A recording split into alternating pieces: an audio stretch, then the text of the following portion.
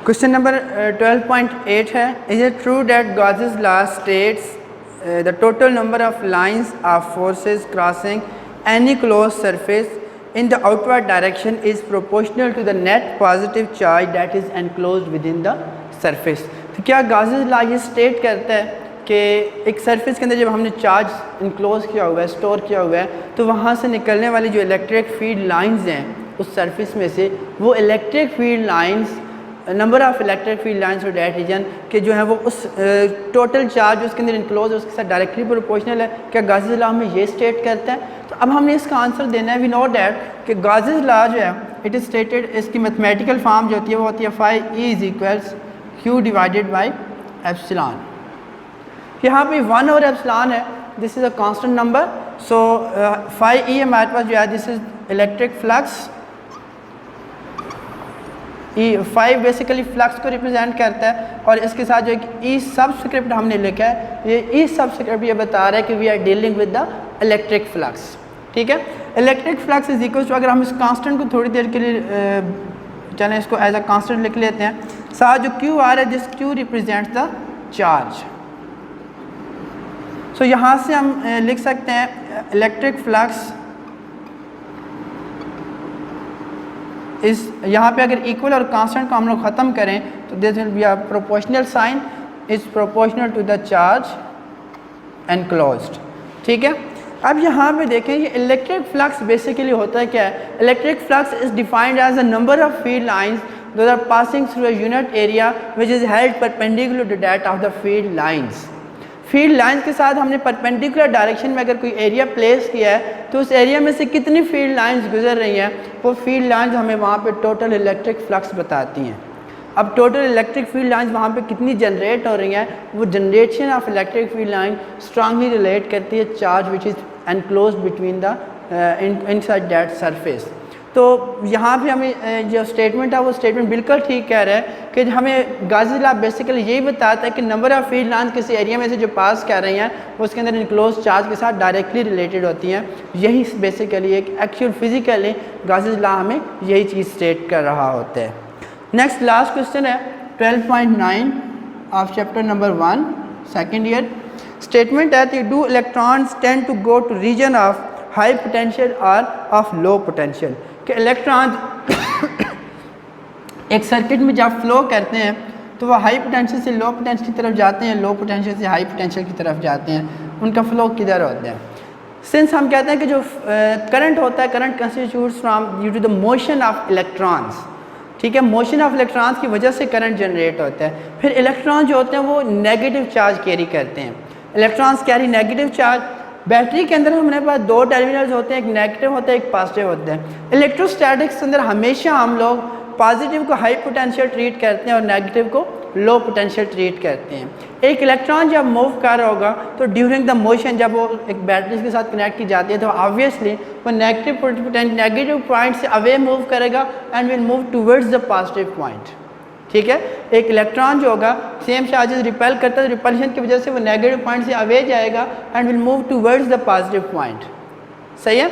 अब इलेक्ट्रॉन के ऊपर चूँकि नेगेटिव चार्ज और नेगेटिव का हम लोग लो पोटेंशियल ट्रीट कर रहे हैं, पॉजिटिव की तरफ जा रहे हैं, पॉजिटिव जो होता है उसको हम हाई पोटेंशियल ट्रीट करते हैं। So we will say that the electrons always moves from low potential to high potential. बिस्मिल्लाहिर्रहमानिर्रहीम। स्टूडेंट्स, आज हम जो लेक्चर डिस्कस करने जा रहे हैं, इस लेक्चर में हम लोग चैप्टर नंबर 1 के शॉर्ट क्वेश्चन सॉल्व करेंगे। द एक्सरसाइज सॉल्व करने जा रहे हैं। चैप्टर नंबर 1 के टॉपिक्स हमने लास्ट लेक्चर के अंदर कवर कर लिए थे सारे। एग्जाम्पल जो सॉल्व एग्जाम्पल है चैप्टर की वो आप लोगों ने खुद से ट्राई करनी है। If you found any problem then you can consult me. Now let's move to the short questions. The first question states that the potential is constant throughout a given region of space. एक space में हमारे पास एक reason है, जिस reason के अंदर हमारे पास जो पोटेंशियल है वो पोटेंशियल कांस्टेंट आता है। तो क्वेश्चन उसका ये है कि is the electric field zero और non zero in this region, explain. कि उस रीजन के अंदर इलेक्ट्रिक फील्ड जो है वो ज़ीरो है या नॉन ज़ीरो है, इस चीज़ को एक्सप्लेन करना है। सो इलेक्ट्रिक एक हमारे पास कोई भी पैरेलल प्लेट्स की फॉर्म में हमारे पास कोई रीजन है जिसके ऊपर हमने चार्ज डिस्ट्रीब्यूट कर लिया हुआ है। यूनिफॉर्मली चार्ज डिस्ट्रीब्यूशन है, तो कहता है इसके अंदर जो इलेक्ट्रिक फील्ड है, इस इलेक्ट्रिक फील्ड के अंदर जो पोटेंशियल है वो पोटेंशियल कांस्टेंट रहता है, means V equals to constant. अगर V कांस्टेंट है तो फिर चेंज इन पोटेंशियल जो होगा वो ज़ीरो के इक्वल होगा। ठीक है, हम एक रिलेशन है हमारे पास, हमने इलेक्ट्रिक इंटेंसिटी चेक करनी है कि इस रीजन के अंदर इलेक्ट्रिक फील्ड जो है वो ज़ीरो होगी या नॉन ज़ीरो होगी, किस तरह की फील्ड होगी।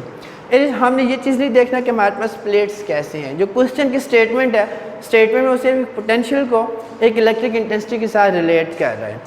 तो we know that E is equals del V divided by R या D जो भी लिखते हैं। Since del V is equals to zero, this implies that electric field intensity will be equals to zero.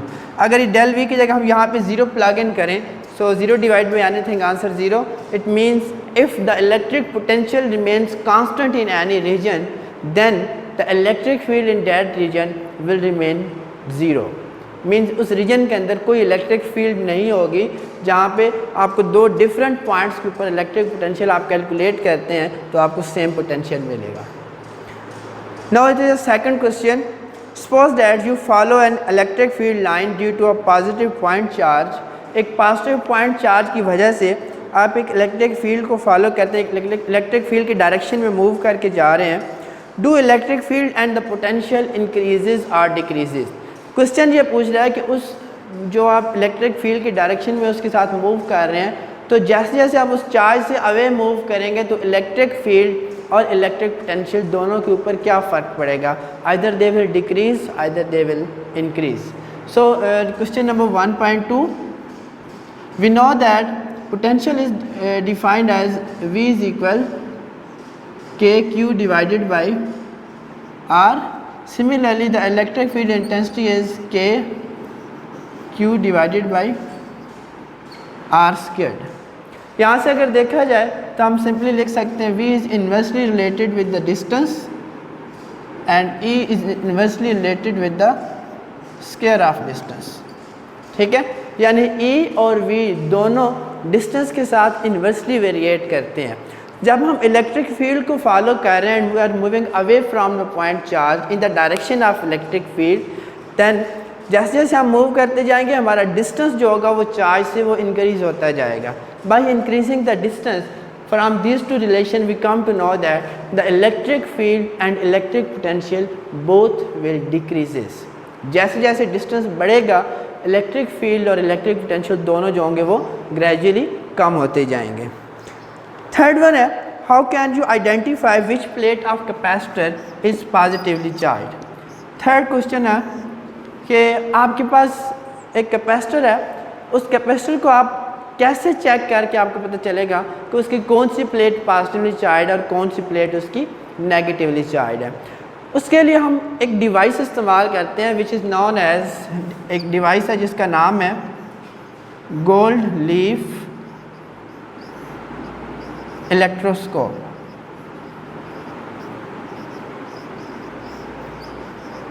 You have studies about this device in 10th class. जब आप वहाँ पे electrostatics वाले टॉपिक डिस्कस कर रहे थे, चैप्टर डिस्कस कर रहे थे, वहाँ पे आपने गोल्ड लीफ इलेक्ट्रोस्कोप के बारे में पढ़ा था। गोल्ड लीफ इलेक्ट्रोस्कोप हमारे पास एक ऐसी डिवाइस है जिसको देख के हम ये चेक, जिसको यूज़ करके हम ये चेक कर सकते हैं कि हमारे पास अगर कोई ऑब्जेक्ट चार्ज ऑब्जेक्ट है तो उसके ऊपर जो चार्ज है वो कौन सा चार्ज होगा, either it is positively charge, either it is negatively charge. हम एक न्यूट्रल इलेक्ट्रोस्कोप ले लेते हैं, उस न्यूट्रल इलेक्ट्रोस्कोप को हम पॉजिटिवली चार्ज बनाते हैं। पॉजिटिवली चार्ज बनाने के लिए हमें करना क्या होगा कि हम ये करते हैं कि एक हम लोग पॉजिटिवली कोई एक ऑब्जेक्ट हम उसके एक डिस्क के नज़दीक लेकर आते हैं। लेट्स सपोज कि पॉजिटिवली चार्ज ऑब्जेक्ट है, वो क्या करेगा, वहाँ से सारे नेगेटिव चार्जेस को अपनी तरफ अट्रैक्ट करेगा। नेगेटिव चार्ज सारा अपर एंड पे आ जाएगा और पॉजिटिव चार्ज होगा वो सारा लोअर एंड पे चला जाएगा। इस केस में जब हम उसकी डिस्क वाली प्लेस है उसको हम जब अर्थ के साथ कनेक्ट करते हैं तो सारे के सारा नेगेटिव चार्ज वहाँ से ख़त्म हो जाएगा और जब हमारी गोल्ड इलेक्ट्रोस्कोप होगी वो एक पॉजिटिवली चार्ज इलेक्ट्रोस्कोप बन जाएगी। अब उसके बाद हमने कोई भी ऑब्जेक्ट चेक करना है कि आइदर वो ऑब्जेक्ट पॉजिटिवली चार्ज है या नेगेटिवली चार्ज है, तो हम क्या करेंगे, उस ऑब्जेक्ट को हम उस गोल्ड इलेक्ट्रोस्कोप की डिस्क के नज़दीक लेकर आएंगे। डिस्क के नज़दीक लाने से उसकी जो अंदर दो फॉयल प्लेट्स लगी होती हैं, उसके अंदर गोल्ड प्लेट्स होती हैं, थिन उसकी पथरियाँ सी होती हैं, अगर वो नज़दीक लाने से उनके दरमियान डाइवर्जेंस या डिस्टेंस बढ़ जाता है, तो डिस्टेंस बढ़ने का मतलब ये है कि जो भी चीज़ हम उसकी डिस्क के नज़दीक लेकर आ रहे हैं उसके ऊपर पॉजिटिव चार्ज है। हम जो भी ऑब्जेक्ट जिसको हम चेक करना चाहते हैं, हम उसको गोल्ड रिफ्लेक्ट उसको अब डिस्क के नज़दीक लाएंगे। डिस्क के नज़दीक लाने से अगर उसके जो थिन फॉइल जिसके अंदर लगे उनके दरमियान डिस्टेंस अगर बढ़ जाता है, तो डिस्टेंस बढ़ने का मतलब ये है कि जो ऑब्जेक्ट उसकी डिस्क के नज़दीक लाया गया था, that object has positive charge.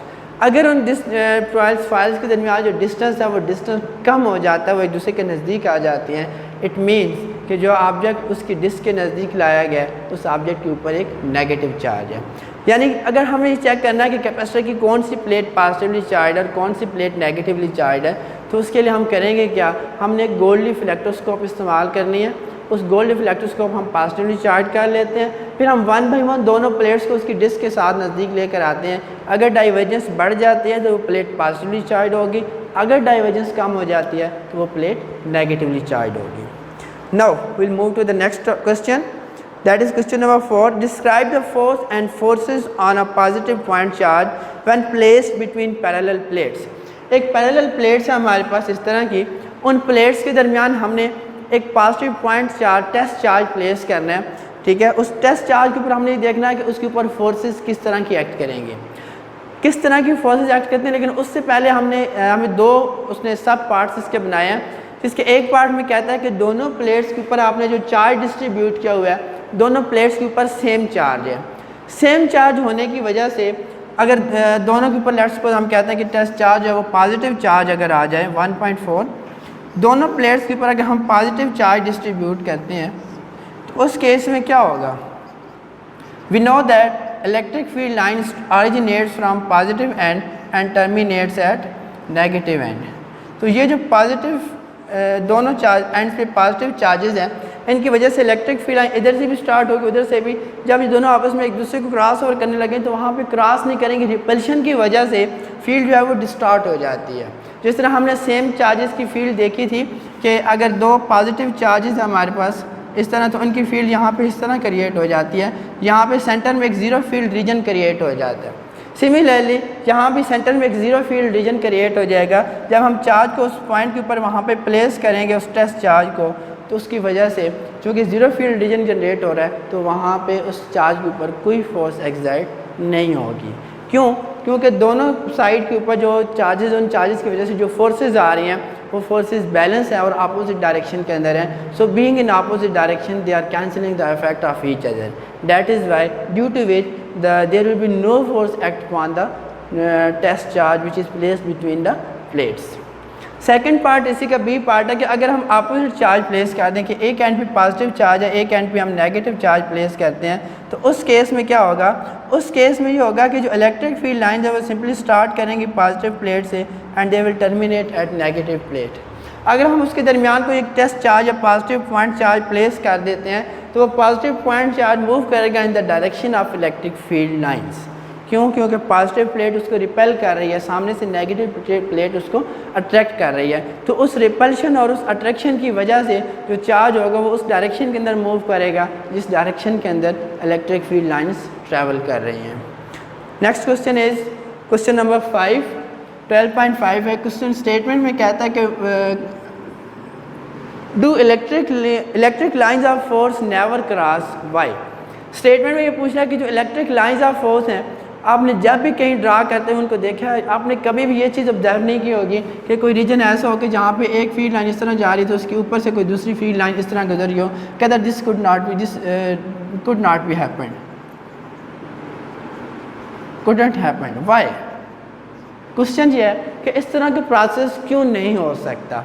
तो आंसर इसका ये सिंपल सा आंसर है that electric lines of forces are unidirectional. कि जो इलेक्ट्रिक फील्ड लाइंस हैं, इलेक्ट्रिक लाइंस ऑफ फोर्सेज जो हैं वो लाइंस एक यूनिडायरेक्शनल है। किसी भी पॉइंट के ऊपर उन लाइंस की सिर्फ और सिर्फ एक डायरेक्शन आती है।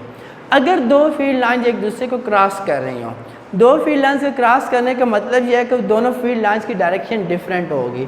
अगर डिफरेंट डायरेक्शन की फील्ड लाइंस हैं तो जिस पॉइंट के ऊपर वो दोनों फील्ड लाइंस एक दूसरे को क्रॉस ओवर करेंगी, at that point the field line will have two directions. More than one direction is physically impossible for the electric field lines existence, चूँकि इनके एग्जिस्टेंस के अंदर ये चीज़ इम्पॉसिबल है कि इलेक्ट्रिक फील्ड लाइन्स की दो डायरेक्शन हो सकें, that is why it is impossible that two electric lines of forces crosses each other. इसलिए कोई भी इलेक्ट्रिक फील्ड लाइन जो होंगी वो एक दूसरे को कभी भी क्रॉस नहीं करेगी।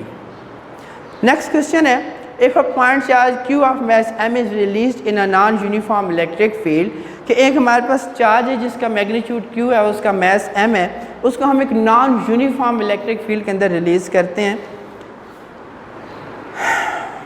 Pointing in the same direction means कि उसी डायरेक्शन के अंदर जिस डायरेक्शन में इलेक्ट्रिक फील्ड लाइन जा रही हैं। So will it make a rectilinear motion, तो क्या वो एक रेक्टिलिनियर मोशन जनरेट करेगा या नहीं करेगा। फॉर एग्जांपल हमारे पास एक चार्ज है कोई भी, let's suppose we have a positive charge, इस चार्ज की वजह से जो electric line of force generate हो रही हैं वो इस तरह की लाइन ऑफ फोर्स जनरेट होती हैं। अब चार्ज है, चूँकि चार्ज की स्फेरिकल सिमेट्री होती है, it experiences same electric field in all direction.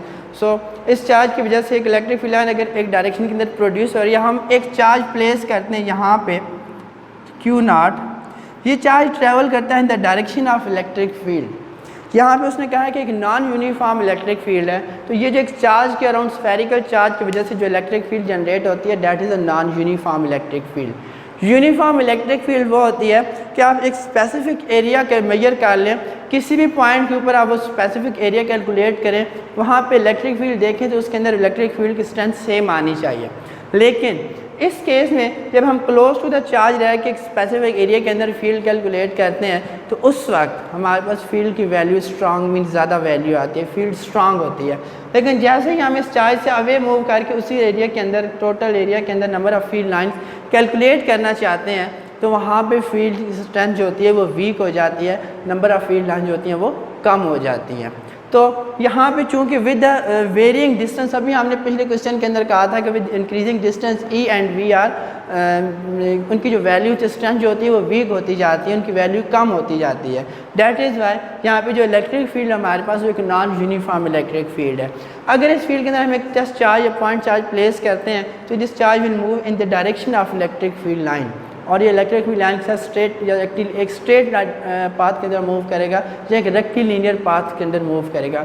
एक स्ट्रेट पाथ जो एक सीधी लीनियर मोशन होती है, उस लीनियर मोशन को ही हम रेक्टिलिनियर मोशन का भी नाम देते हैं।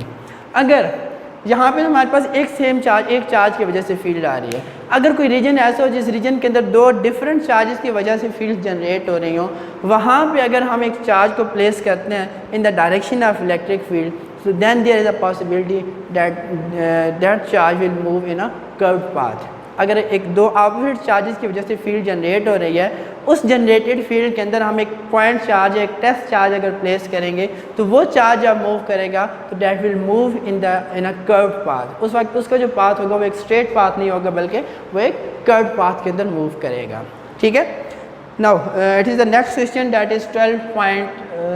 This was 12.6. Now is 12.7. 12.7 में क्वेश्चन में पूछ रहा है, स्टेटमेंट इस किया कि is E necessarily zero inside a charged rubber balloon if balloon is spherical, कि हमारे पर एक स्फेरिकल बैलून है, उस बैलून की इनसाइड हम इलेक्ट्रिक फील्ड इंटेंसिटी चेक करना चाहते हैं, तो क्या वो इंटेंसिटी उसके अंदर ज़ीरो आएगी। Assume that charge is distributed uniformly over the surface of sphere.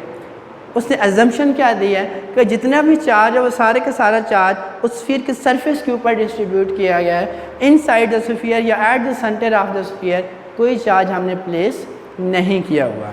So we know that यहाँ पे जो इलेक्ट्रिक फील्ड है हमारे पास, उसको चेक करना है कि इनसाइड द चार्ज जो रबर बलून के अंदर इलेक्ट्रिक फील्ड इंटेंसिटी है, we want to check that कि वहाँ पे इलेक्ट्रिक फील्ड इंटेंसिटी जो आती है वो ज़ीरो आती है या नॉन ज़ीरो आती है। तो उसके लिए कुछ ये है कि हम कहते हैं कि since phi E is equal, we know that from Gauss's law it is equal to Q और epsilon. Since inside the sphere there is no charge, charge के स्फीयर के अंदर कोई चार्ज नहीं है, तो यहाँ पे Q इक्वल टू ज़ीरो हो जाएगा। Since Q is equal to zero, so zero divided by anything, this term will be equals to zero. This implies कि इनसाइड द स्फीयर जो फ्लक्स हमारे पास आ रहा है, that flux is equals to zero. ठीक है। फिर सेकेंडली फ्लक्स का एक और रिलेशन हमारे पास है, we know that phi E is equals E dot A, E vector dot A vector. अब यहाँ पे फ्लक्स इस टर्म के इक्वल है, यहाँ पे फ्लक्स इसके इक्वल है। जब दोनों की लेफ़्ट साइड्स आपस में सेम है तो इट मीन्स कि राइट साइड्स आपस में कंपेरेबल हैं। इन दोनों को अगर हम कंपेयर करें तो we get E vector dot A vector is equals to 0। Product of two vectors gives us a 0 result. दो वेक्टर्स की प्रोडक्ट का 0 होना क्या मतलब है कि उस दोनों में से कोई ना कोई एक टर्म ऐसी है जो इक्वल टू 0 होगी। अब यहाँ पे एक इलेक्ट्रिक इंटेंसिटी और एक एरिया वेक्टर है। एरिया हमारे पास एक स्फीयर हमारे पास चूँकि एग्जिस्ट कर रहा है तो उस स्फीयर का एरिया 0 नहीं हो सकता। कोई भी चीज़ अगर वो एग्जिस्ट कर रही है तो then it poses some area, that is why here area can not be equals to 0। So electric intensity inside the sphere जो होगी वो फिर 0 के इक्वल होगी। या अब यहाँ पे चूँकि स्फीयर का एरिया 0 नहीं हो सकता बिकॉज स्फीयर एग्जिस्ट एक्चुअली जब स्फीयर एग्जिस्ट कर रहा है तो उस वक्त उसका एरिया नॉन जीरो होगा। अगर दो टर्म्स की प्रोडक्ट 0 के इक्वल है, एक टर्म के बारे में हमें श्योरिटी है कि वो 0 नहीं हो सकती, इट मीन कि other term will be equals to 0।